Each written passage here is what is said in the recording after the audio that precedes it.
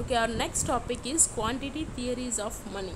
So quantity theories of money na enna appdin pathina namakku the relationship between quantity of money and value of money. Okay, quantity theories of money na enna appdin pathina namakkitta evlo money irukku and adoda value enna அப்படிங்கிற அந்த ரெண்டு factor relationship தான் என்ன சொல்லுவோம் அப்படின்னு பார்த்தீங்கன்னா quantity theories of money. It is a relationship between quantity of money எவ்வளோ money இருக்குது அண்ட் அதோட value of money. So that relationship is called as quantity theories of money. Here we are having two approaches, quantity theory of money versus Fisher's transaction approach, Cambridge cash balance approach. Okay, நம்ம வந்து இந்த quantity theory of money வந்து ரெண்டு விதமாக நம்ம படிக்க போகிறோம். That first one is Fisher's transaction approach and Cambridge cash balance approach. Okay, and let's start with Fisher's quantity theory of money.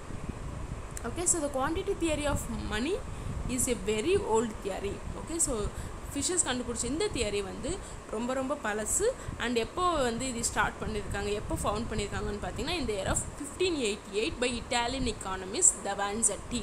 Okay, so this theory was very first found by the Italian economist Davanzati in the year of 1588. Okay, but the credit for popularizing this theory in recent years rightly belongs to a well-known American economist Irving Fisher, who published his book. Okay, so அது first வந்து start பண்ணது என்னமோ Italian economist தவான்செட்டி தான். ஆனால் வந்து அது வந்து அதிகமாக பாப்புலர் ஆக்குறது யார் அப்படின்னு பார்த்தீங்கன்னா ஒரு அமெரிக்கன் எக்கானமிஸ்ட், அவர் தான் வந்து ஐவிங் ஃபிஷர்.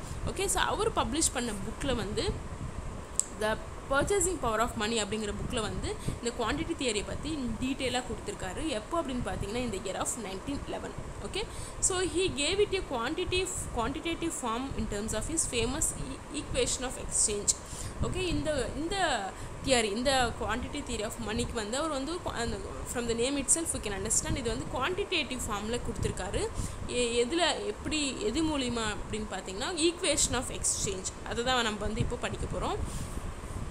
ஸோ அதோட ஈக்குவேஷன் என்ன அப்படின்னு பார்த்தீங்கன்னா MV is equals to PT. Okay, so இங்கே M என்ன டினோட் பண்ணுது அப்படின்னு பார்த்தீங்கன்னா money supply, and V is denoting velocity of money, and P is price level, and T is the volume of transaction. Okay, money supply into velocity of money, எவ்வளோ money supply இருக்குது and அது வந்து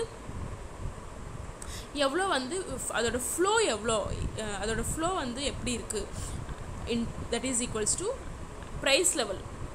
அந்த particular சுச்சுவேஷனில் வந்து goods and சர்வீஸோட price level into volume of transaction, எவ்வளோ வந்து அந்த கூட்ஸ் அண்ட் சர்வீஸ் வந்து எவ்வளோ வந்து ட்ரான்சாக்ஷன் ஆகிட்டுருக்கு அப்படிங்கிறது தான் வந்து அவரோட equation. Okay, so MV is equals to PT.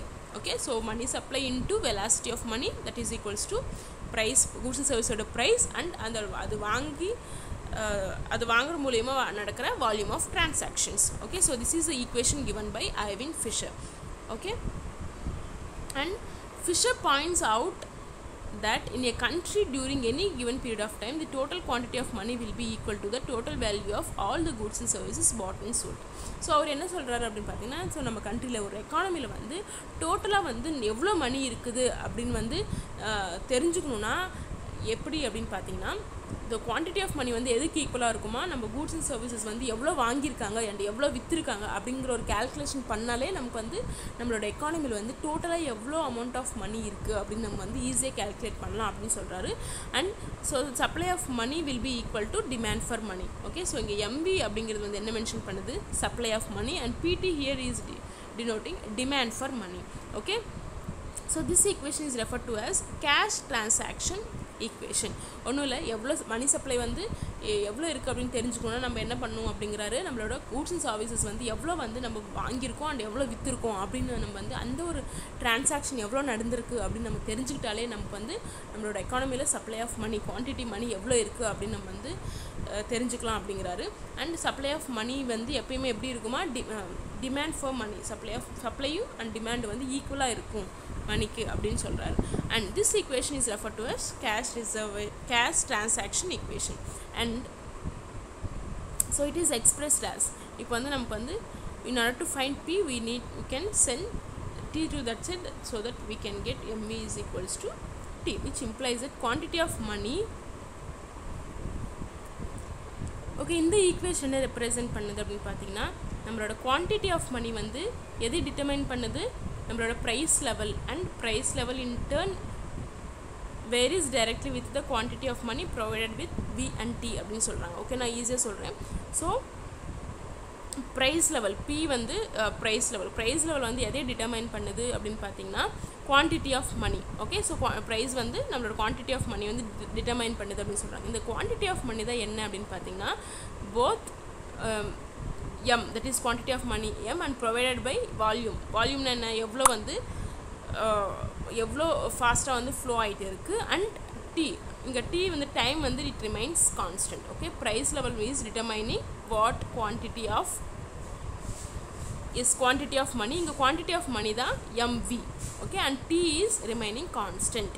Okay, so ஒன்றும் இல்லை, ப்ரைஸ் வந்து எதுக்கு ஈக்குவலாக இருக்கும், குவான்டிட்டி ஆஃப் மணிக்கு ஈக்குவலாக இருக்கும். இங்கே குவான்டிட்டி ஆஃப் மணி தான் எது மென்ஷன் பண்ணுது, M and V.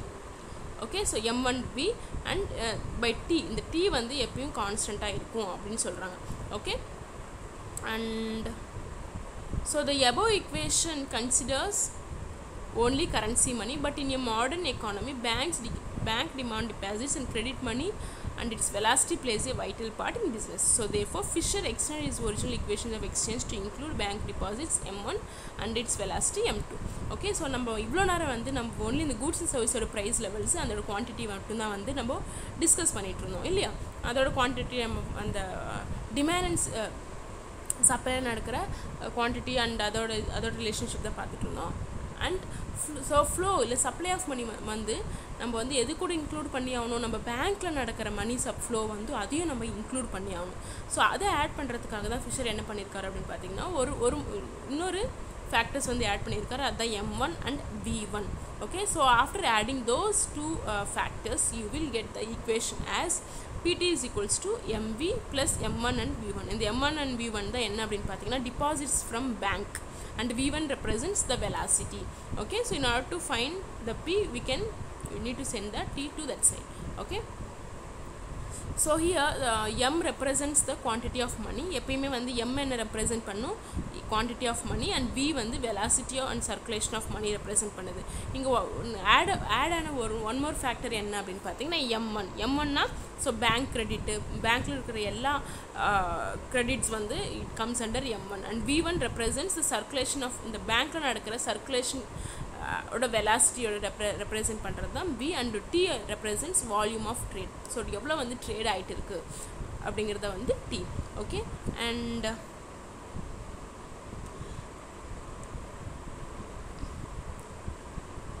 ஸோ இதுதான் வந்து நம்ம டயக்ராமேட்டிக்காக வந்து அங்கே காமிச்சிருக்காங்க. Okay, so from the graph 1 and 2, so first கிராஃபில் பார்த்தீங்கன்னா ஸோ இந்த x-axis they are taking a money, quantity of money, and y-axis they are taking price level.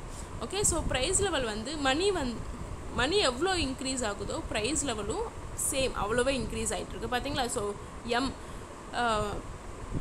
Quantity of மணி வந்து M இருக்குது, அந்த நம்மளோட total amount of money M இருந்துச்சுன்னா அதோட price level வந்து P-ஆக இருக்குது. அதே வந்து மணி வந்து இட் இஸ் இன்க்ரீஸ் டு M2னா ஆட்டோமேட்டிக்காக என்ன ஆகுது, ப்ரைஸ் லெவல்ஸும் வந்து இன்க்ரீஸ் ஆகுது. ஸோ மணி இன்க்ரீஸ் ஆக என்ன ஆகுது, ப்ரைஸ் லெவல்ஸும் இன்க்ரீஸ் ஆகுது. Okay, so they are taking in x-axis money and in y-axis price level. Okay, so money வந்து M-ல இருந்துச்சுன்னா ப்ரைஸும் M-ல இருக்குது, அண்ட் மணி வந்து M2க்கு இன்க்ரீஸ் ஆச்சுன்னா ஆட்டோமேட்டிக்காக ப்ரைஸும் P2க்கு இன்க்ரீஸ் ஆகுது. Okay, so that is what they saying. And இந்த second graph they are showing that next axis வந்து அதே குவான்டிட்டி ஆஃப் மணி எடுத்திருக்காங்க, and in y axis they are taking value of money. Okay, value எப்படி இருக்கும், reverse. Okay, so price first கிராஃபில் வந்து money increase ஆக price லெவலும் increase ஆகுது, அண்ட் இன் செகண்ட் கிராஃப் அது வந்து ரிவர்ஸ். ஓகே, ஸோ இங்கே மணி வேல்யூ M-ல இருக்கிறப்போ என்ன ஆகுது, value of money is I/P.